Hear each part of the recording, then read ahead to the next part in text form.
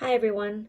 So today we're going to look at Unit 16 and we continue looking at the present progressive, okay? And now remember that last week we saw the present progressive only with affirmative and negative statements. Let's remember that the present progressive is a verb tense that always needs two verbs. It always needs the verb be in present, so am, is, or are, and then the main verb with ing, okay? So now in Unit 16, we're going to see how to make questions with the present progressive. Now remember that in English, we have two types of questions. We have yes/no questions and we have WH questions. First, we're going to look at yes/no questions.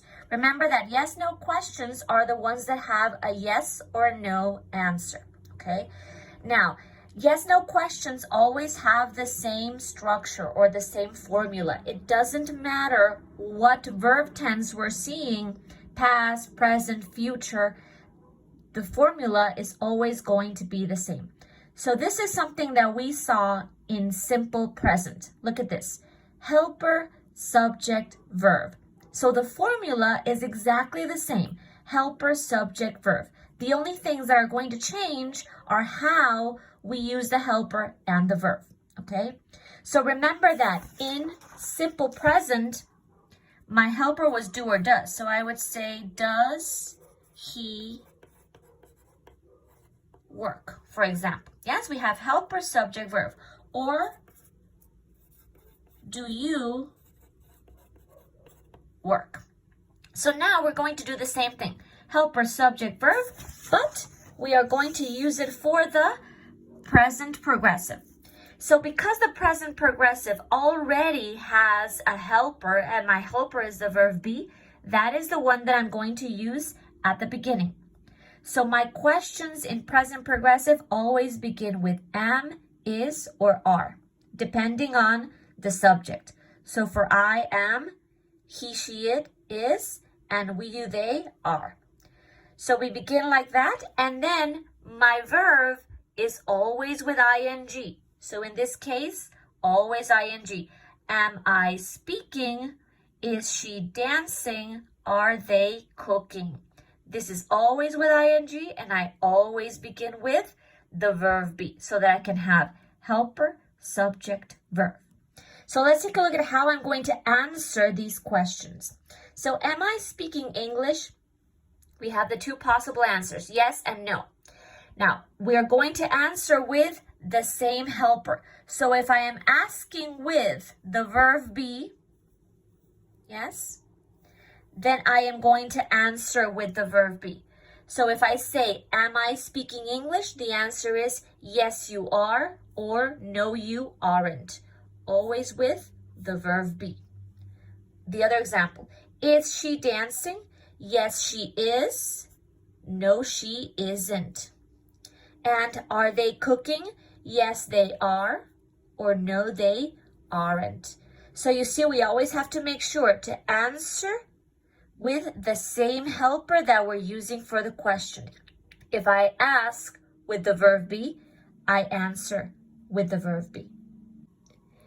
Now let's go with WH questions. These are the ones that are going to ask information. And remember, we saw in the last units that we have two types of WH questions. We have questions about the subject and questions about the object. So basically my formulas are going to be the same that I used for the simple present, but now I'm going to use them for the present progressive. So let's start with questions about the subject.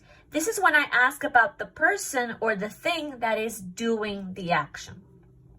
So I'm going to begin with only these two WH. I can only use these two, who or what. Then I am always going to use is, always. Even if the answer is plural, I am going to use is. And then my verb with ing, okay? So here's an example. Who is watching this video? Okay, I am asking about the person doing this action, watching the video. And what is the answer? My students. Now, you see that my students is plural, but when I ask the question, I ask in singular, is.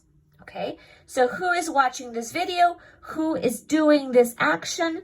My students. And now let's do an example with what? What is infecting people? So I'm asking the thing that is doing this action is infecting. And the answer, coronavirus.